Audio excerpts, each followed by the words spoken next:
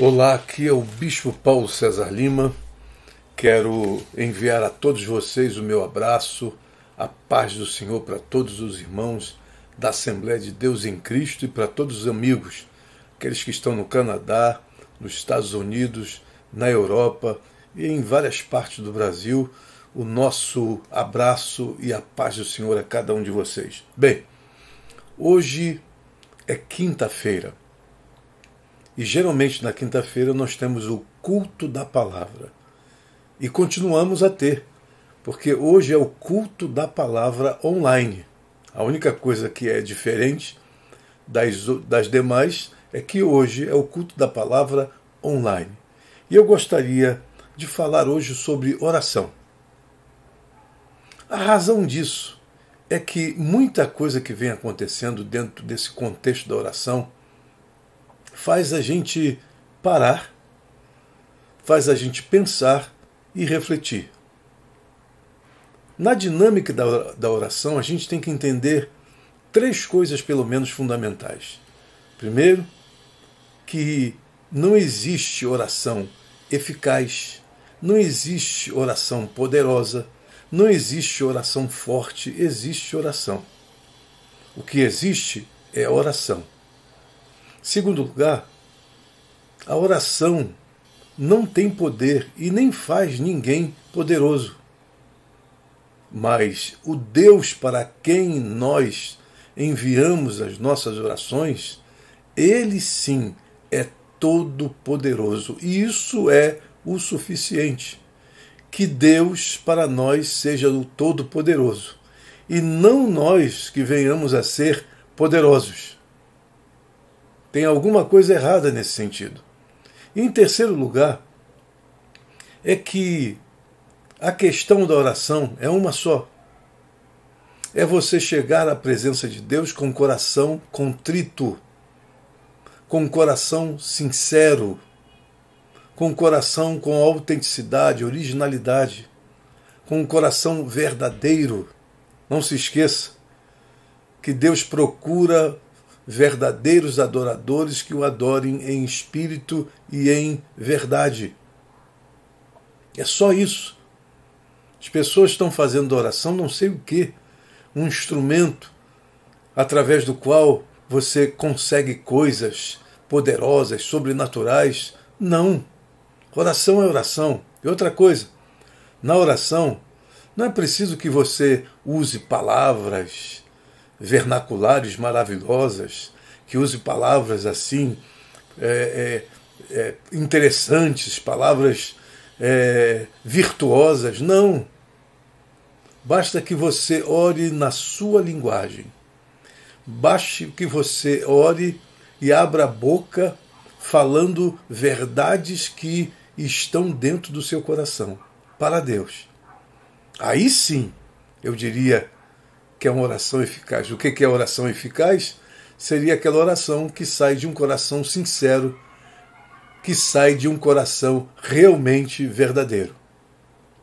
Deus está procurando esses adoradores, Deus está procurando essas pessoas sinceras e verdadeiras que chegam à presença de Deus da maneira que são, não tentando ser outra coisa a não ser eles mesmos.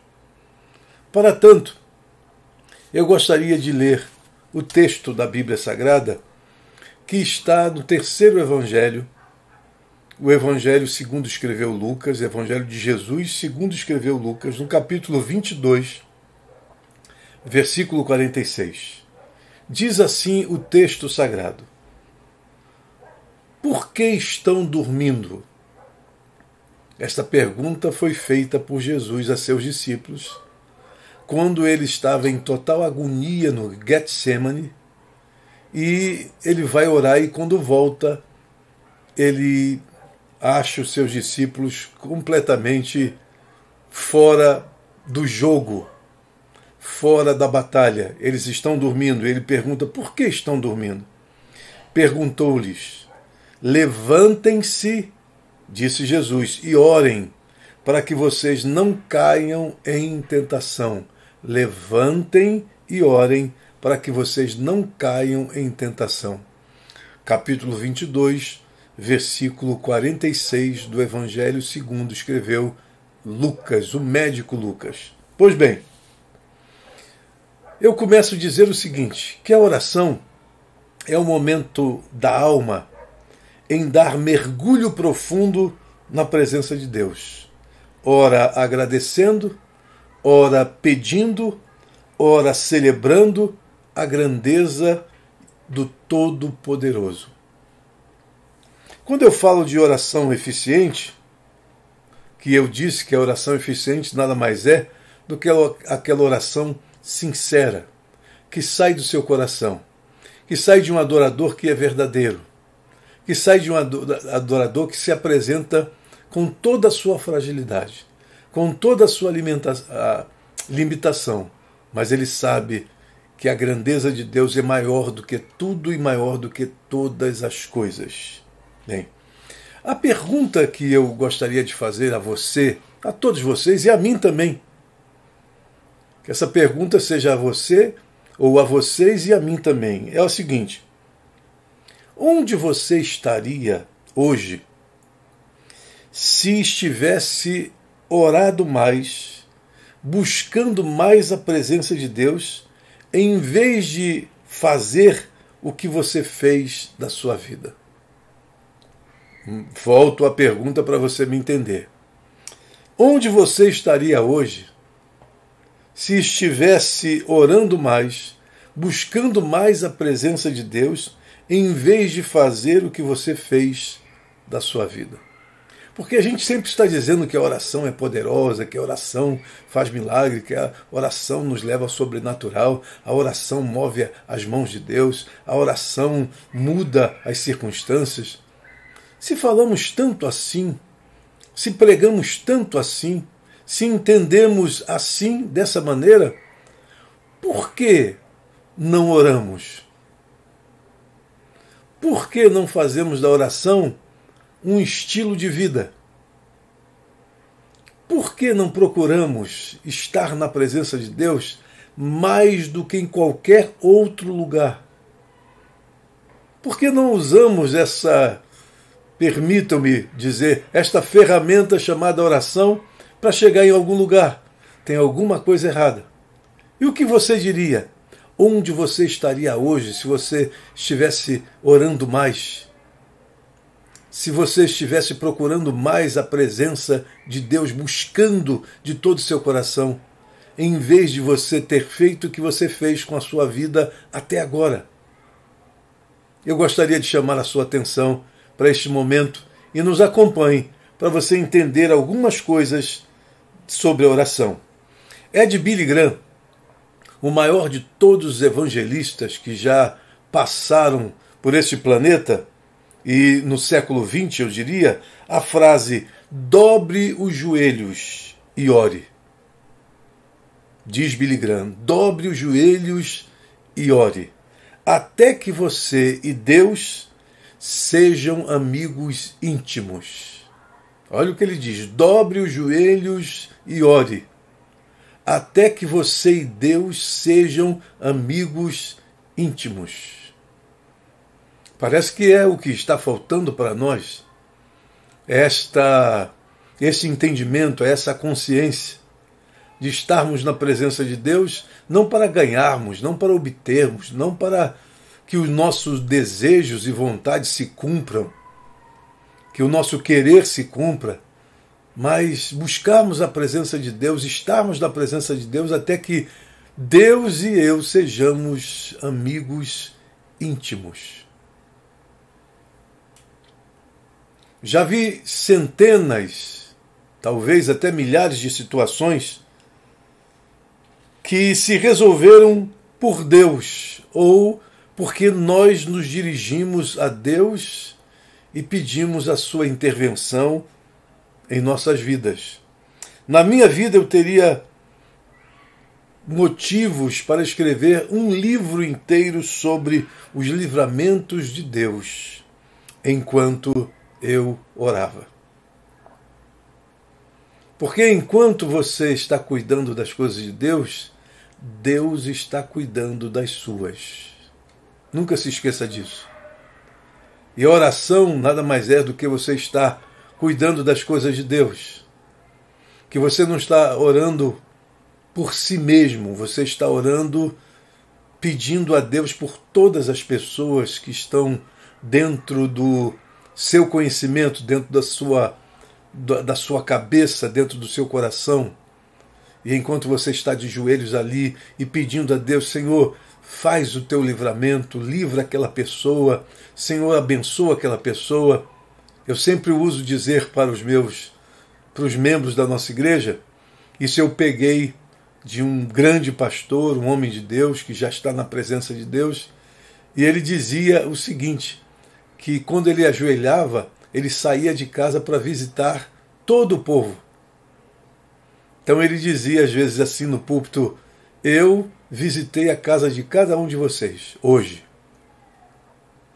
Então quando eu estou orando, eu estou visitando a casa de cada um de vocês, pedindo por cada um, pedindo por cada família, por cada criança, por cada adolescente, por cada jovem, tios, tias, sobrinhos, sobrinhas, netos, netas, avô, avó, casais. Estamos sempre orando, pedindo a Deus que Deus venha nos abençoar, venha nos trazer para a cena do jogo e da guerra que estamos passando. Não há maior motivo do que o motivo que nos leva a orar nos dias que estamos vivendo.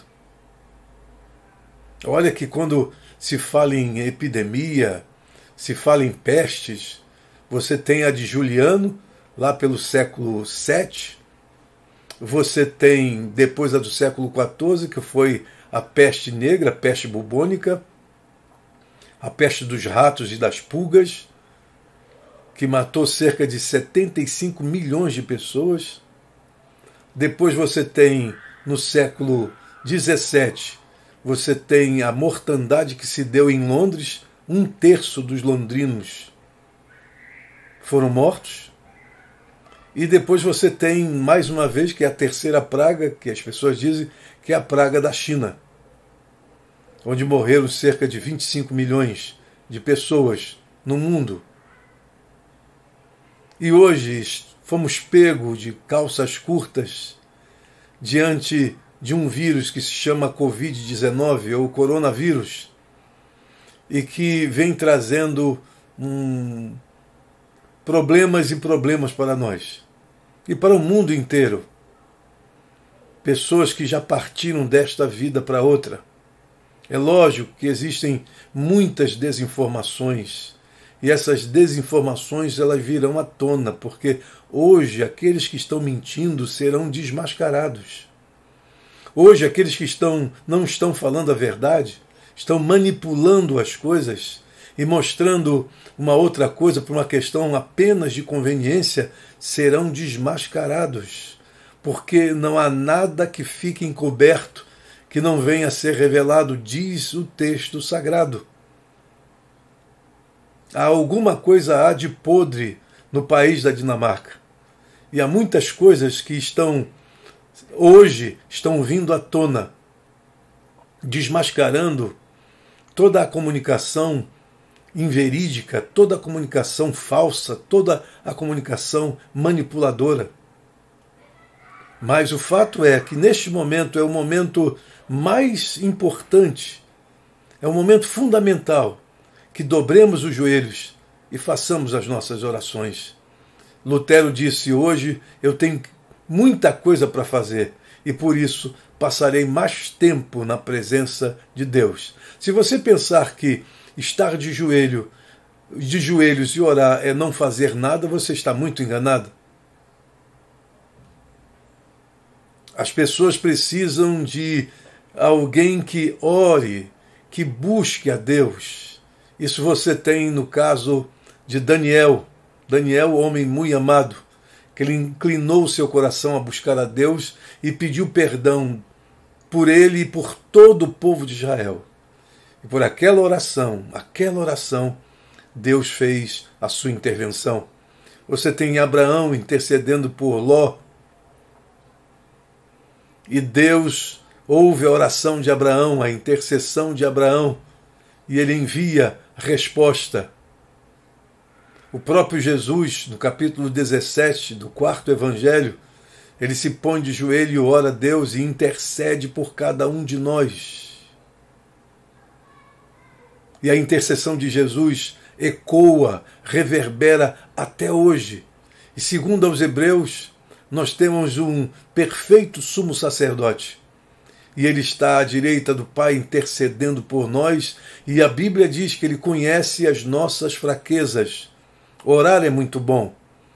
Não orar como um sentido de obrigação. Se você não orar, você morre. Não, mas orar no sentido do prazer. Se você não está ali, você não gostaria de estar em outro lugar, a não ser na oração, na presença de Deus. E quando esse tom, ele reverbera na nossa vida, e quando começamos a ter a consciência da importância de estarmos na presença de Deus. Não use a oração como fetiche, não use a oração como instrumento na sua mão, mas a oração é apenas um lugar para você se expor a Deus, para você abrir o seu coração para Deus, entendendo que a vontade é dele, o poder pertence a ele. Qualquer um que vá orar precisa ouvir esta palavra do Salmo.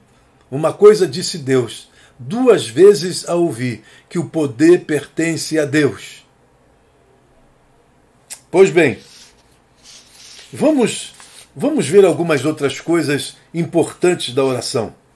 Agora, eu tenho a certeza disso que eu vou falar para você.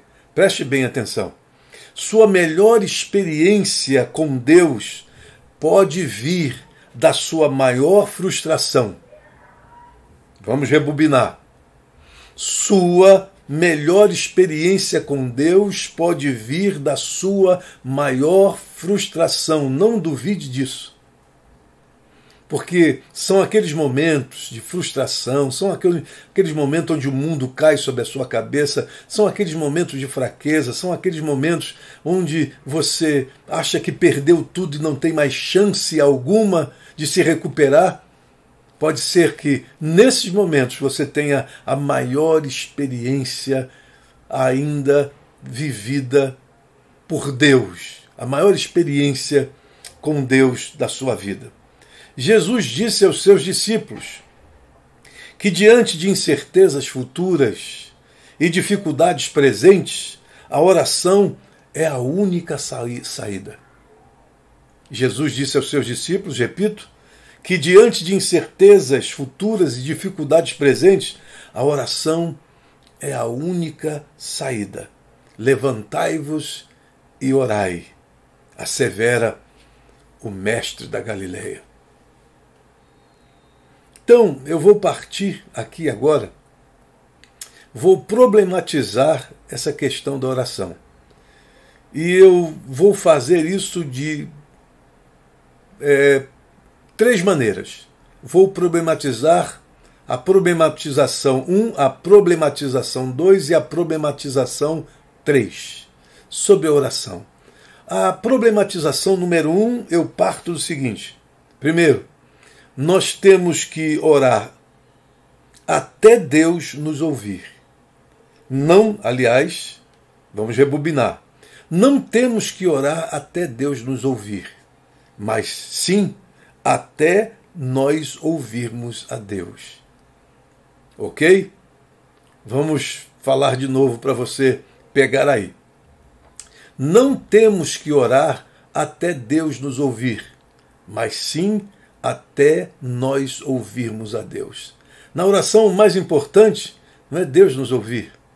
Na oração, o mais importante é que ouçamos a Deus. Deus fale conosco. E sabe por que eu estou dizendo isso? Porque a Bíblia diz que antes de nós abrirmos a boca para falar alguma coisa, Deus sabe das nossas reais necessidades. Tão importante na oração não é você ser ouvido por Deus, mas sim você ouvir a Deus, porque ouvir a Deus traz descanso para a nossa alma. Outra coisa, portanto, temos que trocar o ouve que o teu servo fala para fala que o teu servo ouve. Repito, portanto, nós temos que trocar, mudar, sair dessa situação, sair dessa mesmice, sair desse senso comum, em que a gente sempre está fazendo sempre a mesma coisa. Ouve, Senhor, porque o teu servo fala. Não. Vamos mudar isso para fala, Senhor, porque o teu servo ouve. E enquanto não acontecer isso na nossa vida, nós estamos sendo imaturos na nossa busca de Deus através da oração. Diz um provérbio suíço o seguinte: às vezes é preciso estar em silêncio para ser ouvido. Às vezes é preciso estar em silêncio para ser ouvido. E eu acrescentaria, às vezes é preciso estar em silêncio para ouvir Deus falar conosco. Eu diria que esse é o momento mais eficaz da oração, quando conseguimos ficar calados, quietos, em silêncio, e conseguimos, neste comportamento, neste momento, ouvir Deus falar conosco. Não existe coisa que procuremos mais, e se não estamos procurando, devemos procurar, ouvir a voz de Deus. Segundo a Epístola Paulina, há muitas vozes no mundo, e nenhuma delas sem significado. Mas vamos deixar de ouvir tantas vozes que há no mundo para ouvir apenas a voz de Deus. Que quando ouvimos a voz de Deus, nós somos capazes de ouvir as outras, mas de forma singular, de forma diferenciada. Quando você ouve a Deus, você consegue ouvir os homens. Então vamos deixar esse formato, essa maneira comum da gente querer que sempre Deus nos ouça. E vamos parar, fazer silêncio, para que possamos ouvir a voz de Deus. Problematização número 2. Deus responde à nossa oração, mas não da maneira como nós queremos, desejamos que Ele nos responda. Então, ponto 2.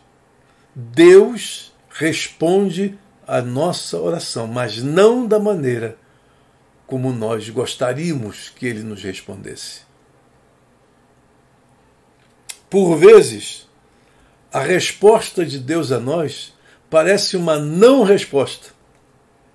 Por vezes, a resposta de Deus a nós, das nossas orações, parece uma não resposta. Parece que Deus não entendeu o que a gente disse. Parece que Deus não nos ouviu.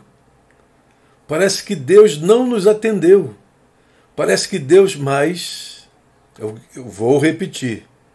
Antes de nós abrirmos a boca, Deus já sabe daquilo que a gente precisa. Deus já sabe das nossas reais necessidades. E por que eu digo reais? Porque existem necessidades que a gente apresenta a Deus que elas não são reais. Elas não são as reais necessidades que temos. Estamos apresentando uma coisa como um coxo de retalhos diante de Deus que não está ali a nossa real necessidade. A nossa real necessidade está mais além. Mas a Bíblia diz que Deus conhece qual é a nossa real necessidade. Do que de fato nós precisamos. Eu diria o seguinte, essa não resposta de Deus, essa maneira de Deus não nos responder dentro do nosso diapasão, essa não resposta de Deus, é desta forma que quase sempre Deus nos responde. Ou seja, não é você que está no controle quando você ora, mas é Deus quem tem o pleno controle do presente e do futuro da sua vida. Eu tiro desta sentença acima, que eu acabei de falar, duas coisas importantes. Primeiro, as respostas de Deus às nossas orações comumente vêm de outra forma. Não chegam de forma que imaginamos que elas poderiam chegar. Elas vêm de outra forma. Então é muito importante isso. E quando se ora, não sou eu nem você que está no controle. A gente tem que deixar isso bem claro para nós mesmos. Quando entramos na presença de Deus, não é para ter o controle das coisas. Quando entramos na presença de Deus, é justamente o contrário. E aí está na problematização de número 3. Quando oramos, não somos nós que estamos no controle, mas estamos entregando o controle da nossa vida a Deus. Então, a problematização número 1, nós temos que trocar o ouve, Senhor, o que o teu servo fala, para fala, Senhor, que o teu servo ouve. Ou seja, é muito mais interessante ficar em silêncio para ouvir a voz de Deus do que achar que Deus tem obrigação de ouvir a nossa voz. Volto a dizer que antes que a gente abra a boca, Deus já sabe das nossas reais necessidades. Número 2. Nem sempre as respostas de Deus às nossas orações vêm da forma como nós gostaríamos que elas viessem.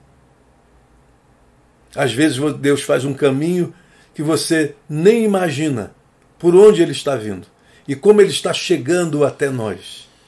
Em razão do fato de que Deus não é controlado pelas nossas orações. Deus é que controla, é quem controla todas as coisas. Compreenda isso. Então, às vezes, a resposta de Deus vem como não resposta. E nós não entendemos por quê. Parece que Deus não está nos ouvindo, parece que Deus não está nos respondendo, parece que Deus não está solucionando o meu problema. Porque, comumente, a forma como Deus responde às nossas orações é bem diferente daquelas que nós já traçamos na nossa mente previamente.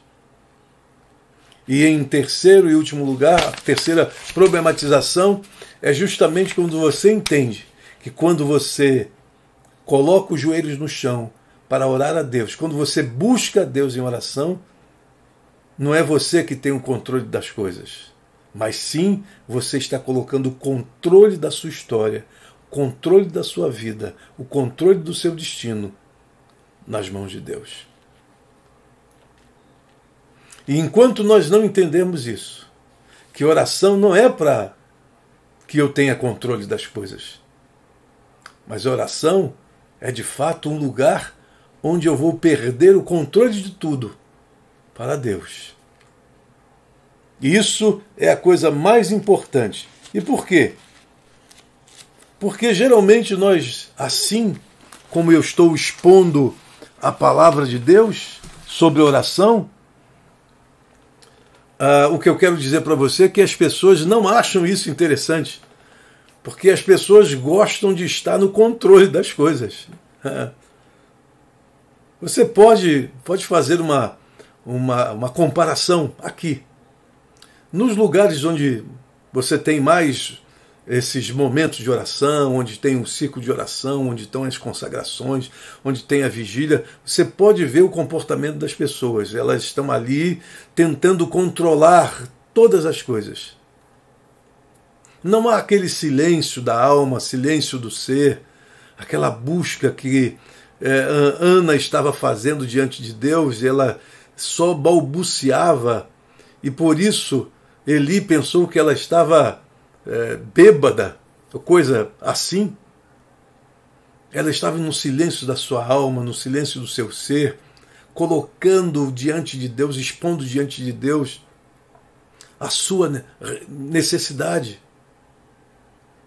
sendo apenas sincera, verdadeira, honesta, coerente, autêntica, original. E quando essas coisas acontecem, Não vamos colocar como elemento absoluto, então assim você vai receber a resposta de Deus. Porque Deus não é controlado pelas nossas orações, é Deus quem nos controla. Coloque isso na sua cabeça. Eu custei a aprender esta verdade bíblica, porque as pessoas me ensinaram assim, que era apenas chegar na presença de Deus e usar todas as formas e formatos da oração, e usar aquelas palavras mágicas da oração para que Deus se apresentasse como um tipo de Shazam e dissesse para mim: o que você quer? Depois de muito ler, depois de muito sofrer, depois de muitos desenganos e frustrações para o meu próprio aprendizado, para o meu próprio entendimento, eu fui descobrir que não é bem assim. Quem está no controle de todas as coisas é Deus.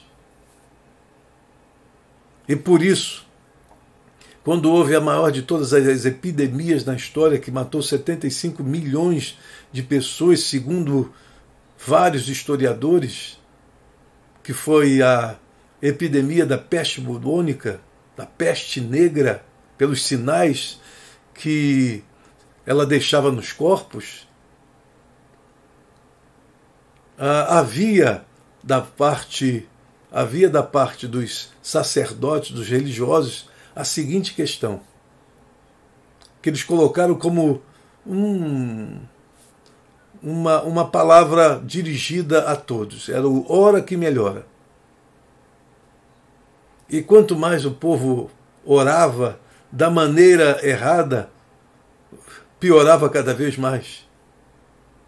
Que se você usar a oração nesse sentido para obter, para ter, para querer, para possuir, para obter poder, para sair de determinadas situações, você não está orando bem. Porque aí o que se mostra é que quem está querendo ficar no controle é você e não Deus. Agora, quando nós oramos e colocamos tudo na presença de Deus e deixamos, é o que em 1 João, a Epístola de João diz, que nós devemos orar, mas segundo a vontade de Deus. Quando nós oramos assim, quando nós colocamos tudo na presença de Deus, quando colocamos o nosso coração, quando abrimos mão do nosso controle e deixamos que Deus faça todas as coisas, bem, as coisas que devemos fazer. Eu sempre estou dizendo, as portas de madeira nós abrimos, mas as portas de aço, de ferro, só Deus pode abrir. E quando nos desvencilhamos desse controle mórbido, às vezes, que nos impede a ter grandes experiências na presença de Deus, na oração, quando oramos assim, aí sim as coisas vão ser diferentes, porque Deus vai trazer descanso à nossa alma, mesmo que não aconteça aquilo que esperamos, mesmo que aconteça diferente das coisas que aguardamos, mas temos a paz de Deus no nosso coração e a paz com Deus. Estamos errando muito na nossa oração. A oração deve começar primeiramente, antes de tudo, com uma palavra de agradecimento, gratidão. Não entre na presença de Deus e vá pedindo todas as coisas para Ele. Entre na presença de Deus e primeiramente agradeça.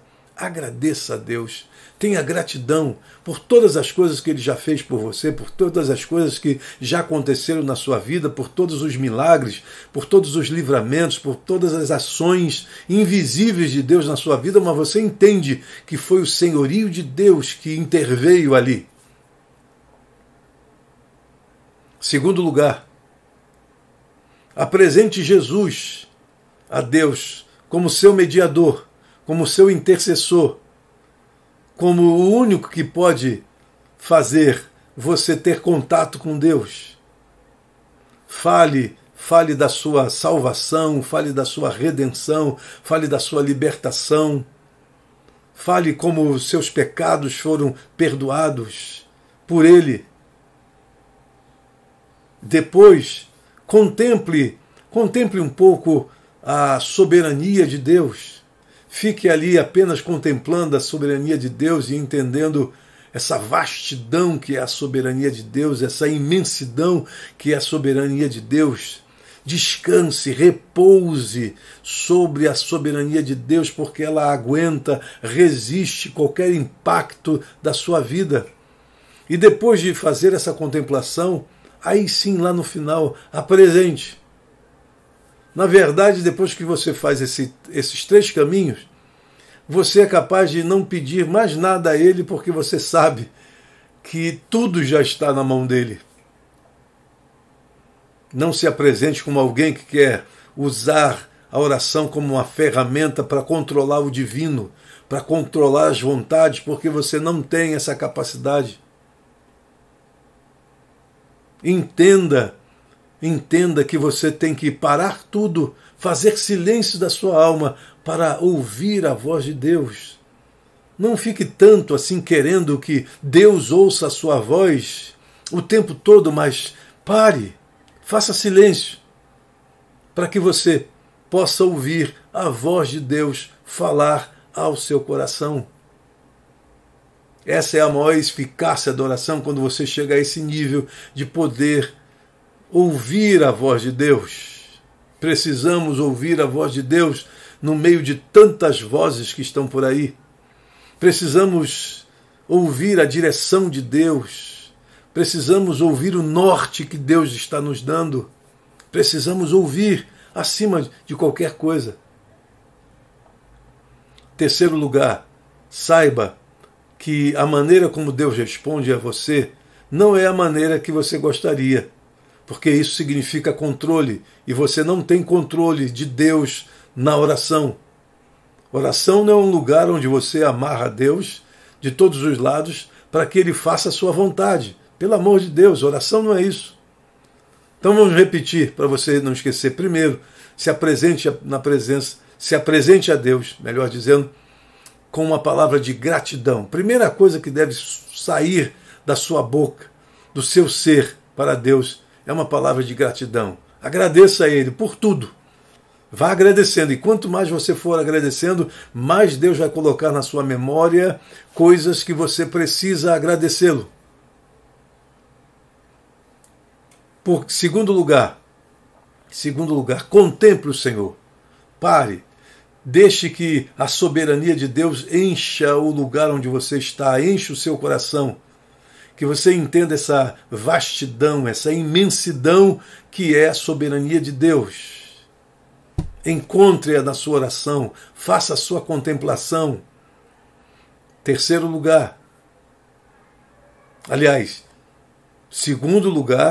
Segundo lugar e terceiro lugar, não se esqueça de trazer à sua memória o sacrifício de Jesus. Como Ele salvou você, como Ele libertou você, como Ele redimiu você, qual foi o poder da redenção de Jesus.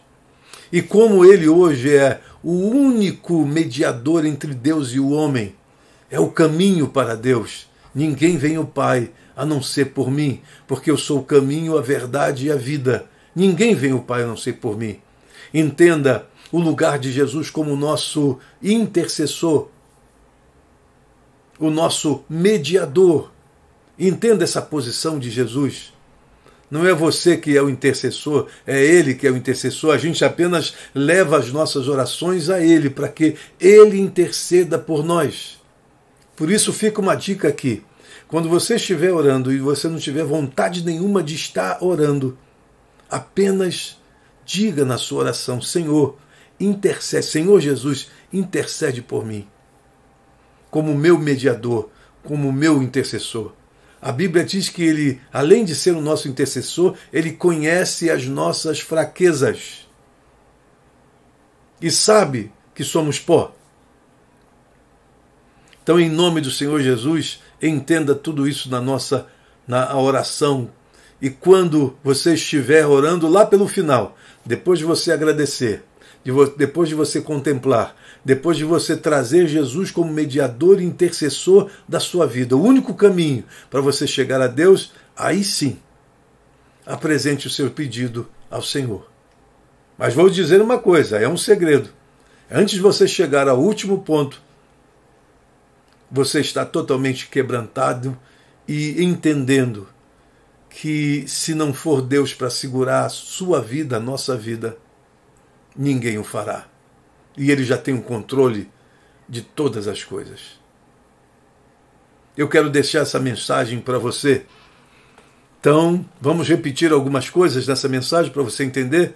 Primeiro, não existe mensagem poderosa, oração poderosa, não existe oração forte, não existe oração eficaz, não existe oração eficiente que venha de nós, que parta de nós. Não existe isso. O que existe é apenas oração. Oração que saia de um coração sincero, contrito, autêntico, original, verdadeiro.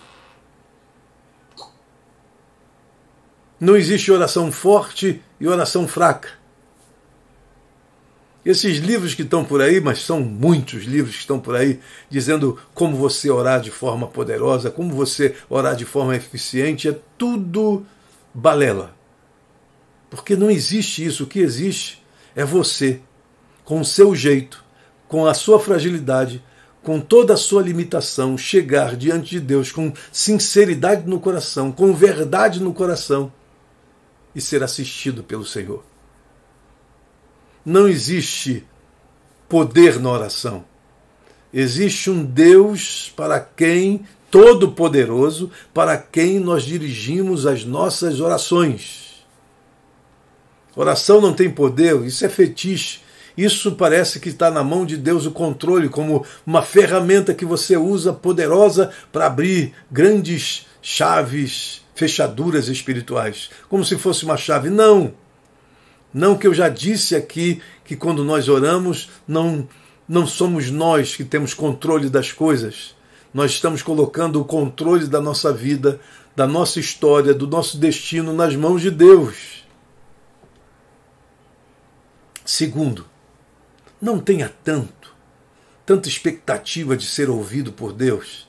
Tenha, sim, expectativa de ouvir a Deus.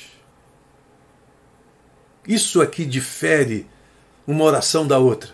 Quando você faz silêncio para ouvir a voz de Deus. Quando você troca o ouve, Senhor, o que o teu servo fala, para o fala, Senhor, porque o teu servo ouve. E em terceiro lugar, aliás, em segundo lugar, é que a forma que Deus geralmente nos responde é uma forma diferente de tudo aquilo que nós já planejamos, nós já arquitetamos e já pensamos previamente na resposta de Deus. Deus responde segundo o seu senhorio. Deus responde segundo a sua soberana vontade. Amém? Fique tranquilo, porque o que parece uma não resposta de Deus é uma grande resposta que Deus está dando a cada um de nós. E em terceiro lugar, quando você dobrar os seus joelhos, não o faça para controlar alguma coisa. Quando você dobrar os seus joelhos, entregue o controle da sua vida, do seu coração, as chaves dos compartimentos do seu ser, nas mãos de Deus. E diga para Deus, Deus, a partir daí, o controle é teu. Precisamos disso. Precisamos entender isso. Precisamos praticar isso. E quando você estiver orando, não se esqueça de 4 coisas importantes. Primeiro, entre na presença de Deus com gratidão. Segundo, faça uma contemplação e deixe que a soberania de Deus invada o seu ser. Terceiro, invoque tudo aquilo que Jesus fez por você e a sua posição como mediador e intercessor. E Ele é o único caminho para você chegar a Deus. E em quarto lugar, faça os seus pedidos. Que Deus abençoe você grandiosamente. Agora, deixa eu dizer uma coisa antes da gente terminar. Primeiro eu quero fazer uma oração e depois passar para vocês algumas coisas que vão acontecer no dia 3 de maio. Oremos então. Pai Celestial, em nome do Teu Filho Jesus, nós te agradecemos, ó Pai, por tudo que Tu és e por tudo que Tu fazes. Não temos palavra para te agradecer por tantas coisas, ó Deus, que Tu tens realizado em nossa vida. Mas apenas dizemos um muito obrigado, Senhor. Obrigado por tudo. Te agradecemos por todas as coisas. Deus, contemplamos a Tua soberania que é real, é infinita, é majestática, é extraordinária, é sobrenatural, é uma imensidão, Pai. E Deus, queremos nos jogar sobre esta imensidão que é a Tua soberania. Tu tens cuidado de nós, só podemos dizer isso. E, Senhor, obrigado pelo Teu Filho Jesus, que é o caminho para chegarmos a Ti. É o nosso intercessor. É, de fato, o mediador entre Deus e os homens. Obrigado pela libertação, obrigado porque Ele nos substituiu no Calvário, como sacrifício vicário no Calvário, Pai, nos tirando de lá e nos substituindo. Obrigado, Senhor, por tudo, porque agora, através de Jesus, podemos chegar à Tua presença. Obrigado, Senhor. E Deus, te pedimos por todos os nossos irmãos e irmãs da Assembleia de Deus em Cristo e por todas as assembleias que estão no mundo inteiro, igrejas com todos os nomes e denominações, mas que louvam e engrandecem o Teu nome e que sejam abençoados. Guarda os Teus filhos de todas as experiências ruins, ó Pai. E mesmo que passando por experiências ruins, eles possam ser vencedores em nome do Senhor Jesus. Abençoa da criança até o mais idoso, a mais idosa, na Assembleia de Deus em Cristo. E todos os amigos que estão agora e estarão ao alcance da nossa voz. Todos eles sejam abençoados. E que não venhamos fazer da oração uma ferramenta, um instrumento de uso e abuso nas nossas mãos, mas sim um espaço, um lugar para entregar todo o nosso controle, tudo que somos, toda a nossa história, toda a nossa vida nas Tuas mãos. É assim que nós oramos a Ti e Te agradecemos em nome do Senhor Jesus. Todos digam amém. Pois bem, eu quero nesse instante falar a vocês duas coisas fundamentais. Primeiro, o nosso encontro no domingo agora.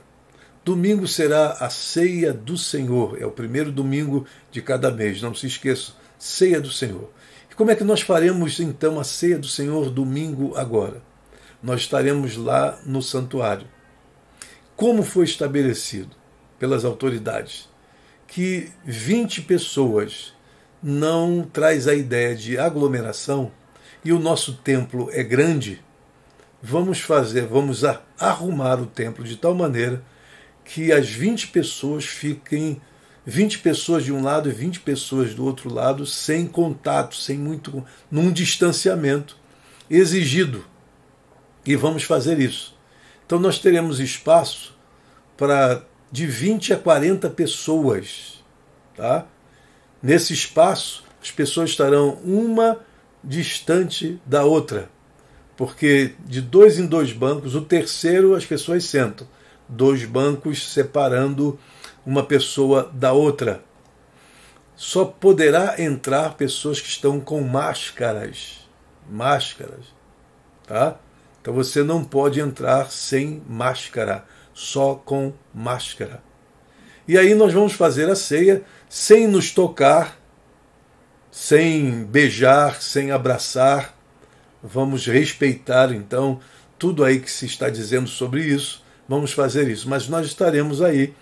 Olha, começa a primeira ceia, nós faremos 2 momentos, 2 períodos da ceia.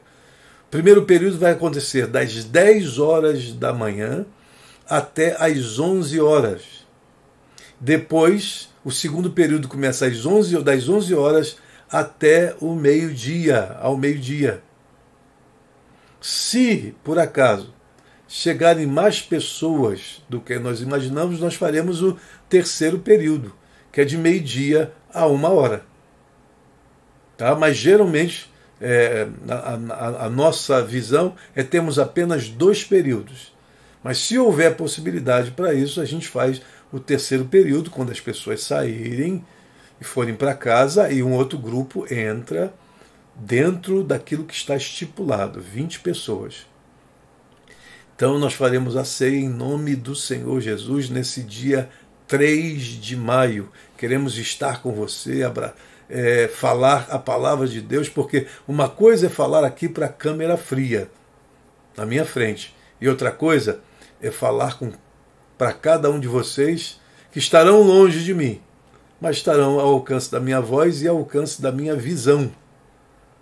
Deus abençoe vocês grandiosamente. Então, domingo, dia 3, 10 horas da manhã, nós estaremos começando o nosso primeiro horário da Santa Ceia, de 10 às 11. Depois começamos das 11 até meio-dia. É lógico que vamos dar uma paradinha antes, de 10 até 11h55. Depois começamos o outro 11h50. No outro também, de meio-dia, aliás, de 11 horas até 11h50. Vamos deixar assim. Mas nós queremos a sua presença. Então eu vou repetir. A nossa ceia do Senhor, no dia 3 agora de maio, primeiro domingo do mês, nós estaremos ali na igreja com máscaras, tá? E começa o primeiro período da ceia de 10 até 11h50, de 10 até as 11, vamos colocar assim. E o segundo período começa das 11 até o meio-dia.